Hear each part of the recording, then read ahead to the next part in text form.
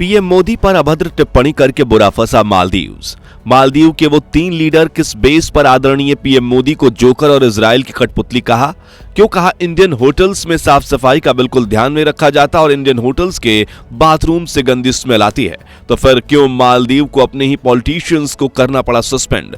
भारत में मालदीव को बायकॉट करने का चला ट्रेंड और कैसे भारतीय लोगों ने कुछ ही घंटों में टूरिज्म के लिए बुकिंग की गई 8000 होटल्स और 2500 फ्लाइट्स टिकट्स को तुरंत कैंसिल कर देश प्रेम दिखाया। हाल ही में इस मुद्दे पर पीएम मोदी का बयान भी पहली बार सामने आया है। जी हां दोस्तों, भारत और मालदीव के बीच एक विवाद शुरू हो गया है और यह विवाद देश के पीएम नरेंद्र मोदी के एक ट्वीट करने की वजह से हुआ। हालांकि पीएम मोदी ने ऐसा कुछ नहीं किया जिससे कि किसी की भावनाओं को ठेस पहुंचे, लेकिन फिर भी मालदीव के कुछ पॉलिटिशियंस ने पीएम मोदी के ट्वीट के रिप्लाई में ऐसी बातें कह डाली कि भारतीय लोगों की भावनाएं आहत उठी और घंटे भर के अंदर ही ट्विटर पर बायकॉट मालदीव ट्रेंड करने लगा।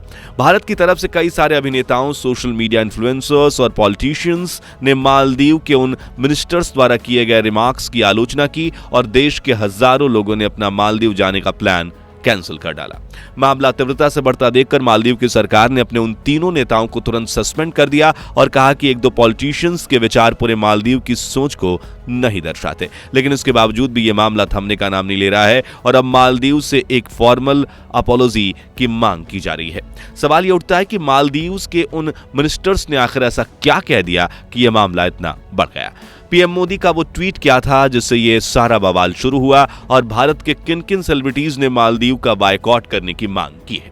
ये सारा माजरा हम आपको आज की इस वीडियो में बताने वाले हैं, आपके सामने रखने वाले हैं, इसलिए बिना स्किप किए वीडियो को अंत तक जरूर देखिएगा। साथ ही अगर आप चैनल पे नए हैं तो देश और दुनिया से जुड़ी ऐसी अपडेट्स के लिए सब्सक्राइब करना ना भूलें। दोस्तों, इस बात में कोई शक नहीं है कि मालदीव टूरिज्म के लिए एक बेहतर लोकेशन है, लेकिन इसका यह मतलब बिल्कुल नहीं है कि कोई देश अपने यहाँ टूरिज्म को प्रमोट ही ना करे और इससे मालदीव को कोई प्रॉब्लम भी नहीं होनी चाहिए। लेकिन ऐसा ही कुछ भारत और मालदीव के बीच शुरू हुए इस विवाद में देखने को मिला। दरअसल हुआ ये कि अभी कुछ दिन पहले हमारे पीएम नरेंद्र मोदी लक्षद्वीप के दौरे पर गए थे। वहां से उन्होंने अपने दौरे की कुछ तस्वीरें सोशल मीडिया साइट ट्विटर पर शेयर की, जिसे आजकल एक्स के नाम से जाना जाता है। इन तस्वीरों के साथ लिखे कैप्शन में पीएम मोदी ने लिखा कि उनका यह दौरा कितना कमाल का रहा और लक्षद्वीप के लोगों ने उनका कैसा स्वागत किया। इसके साथ ही पीएम मोदी ने लक्षद्वीप के खूबसूरत समुद्री तटों की तस्वीरें भी साझा की। इनमें वो खुद लक्षद्वीप की प्राकृतिक सुंदरता में खोए हुए नजर आ रहे थे। इन तस्वीरों के साथ नरेंद्र मोदी ने कैप्शन में लिखा कि जो लोग अपने अंदर के एडवेंचर को बाहर निकालना चाहते हैं उनकी लिस्ट में लक्षद्वीप जरूर होना चाहिए।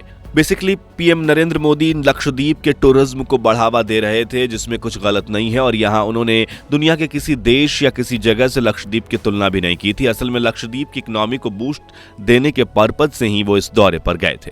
अब हुआ यह कि नरेंद्र मोदी का लक्षद्वीप के टूरिज्म को प्रमोट करना मालदीव्स के कुछ लीडर्स को बुरा लग गया और उन्होंने बिना कुछ सोचे समझे ट्विटर पर अपनी ये भड़ास निकाल दी। सबसे पहले बता दें कि भारत और पीएम मोदी पर अभद्र टिप्पणी करने वाली मालदीव के इन लीडर्स का नाम मलशा शरीफ, मरियम शिऊना और अब्दुल महजूम माजुद है। इन पॉलिटिशियंस ने न सिर्फ पीएम मोदी का मजाक बनाया बल्कि भारतीय लोगों के खिलाफ ऐसी घृणित और नस्लवादी टिप्पणियां की जिन्हें हम बता भी नहीं सकते। आपको मैटर समझाने के लिए बता दें कि इन लोगों ने मालदीव्स के होटल्स के साथ साथ भारत के होटल्स की तुलना की और कहा कि इंडियन होटल्स में साफ सफाई का बिल्कुल ध्यान नहीं रखा जाता और इंडियन होटल्स के बाथरूम से गंदी स्मेल आती है। इस तरह की और भी कई अभद्र टिप्पणियां इंडिया और इंडियंस के बारे में की गई। यहां तक कि उन्होंने हमारे आदरणीय पीएम को भी नहीं छोड़ा और उन्हें जोकर व इजराइल की कठपुतली कह डाला।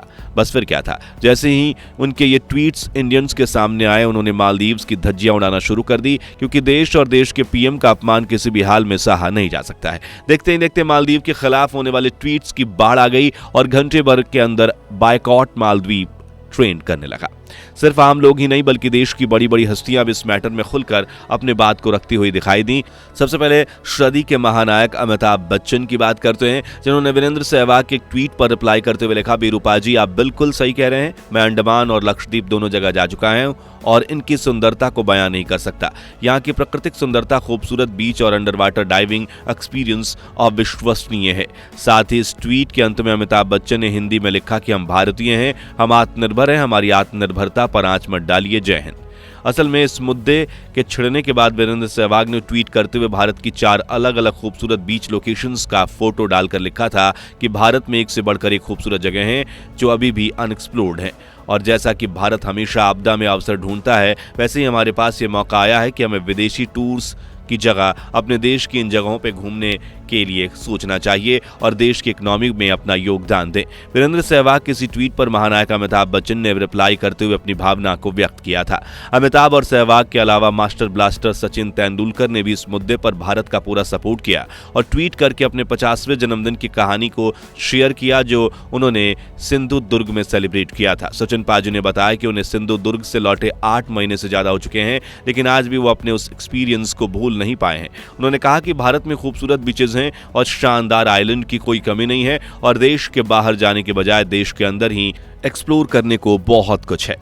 इसके अलावा कुछ और सेलिब्रिटीज इस मामले में मालदीव की खुलकर आलोचना भी करते हुए दिखाई दिए। जैसा अक्षय कुमार ने ट्वीट करके कहा कि उन्हें अभी अभी मालदीव के लीडर्स द्वारा भारत के खिलाफ की गई घृणित और नस्लवादी टिप्पणी के बारे में पता चला और वो हैरान है कि जिस देश का उनकी इकोनॉमी में बड़ा योगदान है उसके बारे में वहां के लीडर्स इतने गंदे विचार रखते हैं। अक्षय ने लिखा कि वो खुद मालदीव कई बार विजिट कर चुके हैं, लेकिन उनके लिए देश की गरिमा सबसे पहले है, इसलिए उन्होंने सभी से आग्रह किया कि सब लोग इंडिया के आइलैंड्स को ही एक्सप्लोर करें और देश के टूरिज्म को ही सपोर्ट करें। असल में दोस्तों, मालदीव छोटे छोटे आइलैंड्स पर बसा हुआ एक देश है जिसकी इकोनॉमी में टूरिज्म का योगदान 28% है और इस 28% में सबसे बड़ी हिस्सेदारी इंडियन टूरिस्ट की है।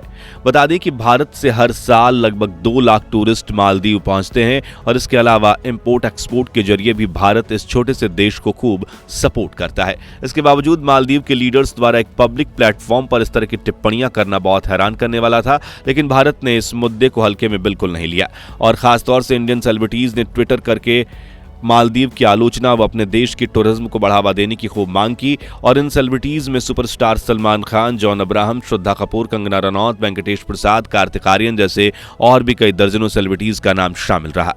इतना ही नहीं, मालदीव के उन मिनिस्टर्स को वहां की जनता ने भी खूब भला बुरा कहा और इसके साथ साथ यहां तक कि भारत के लोगों को तो इसका इतना बुरा लग गया कि मैटर शुरू होते ही भारत की तरफ से मालदीव की जाने वाली 8000 होटल्स बुकिंग और 2500 फ्लाइट टिकट्स तुरंत ही कैंसिल कर दिए गए। मामले को बढ़ता हुआ देखकर मालदीव की गवर्नमेंट ने अपने इन तीनों मिनिस्टर्स को इनके पदों से तुरंत सस्पेंड कर दिया और एक बयान जारी करते हुए कहा कि ये राय व्यक्तिगत है और मालदीव सरकार इन विचारों का प्रतिनिधित्व नहीं करती। सरकार का मानना है कि अभिव्यक्ति की स्वतंत्रता का प्रयोग लोकतांत्रिक और जिम्मेदार तरीके से किया जाना चाहिए और ऐसे तरीकों से जिसे नफरत, नकारात्मकता ना फैले और मालदीव व उसके अंतर्राष्ट्रीय साझेदारों के बीच करीबी रिश्तों में बाधा न आए।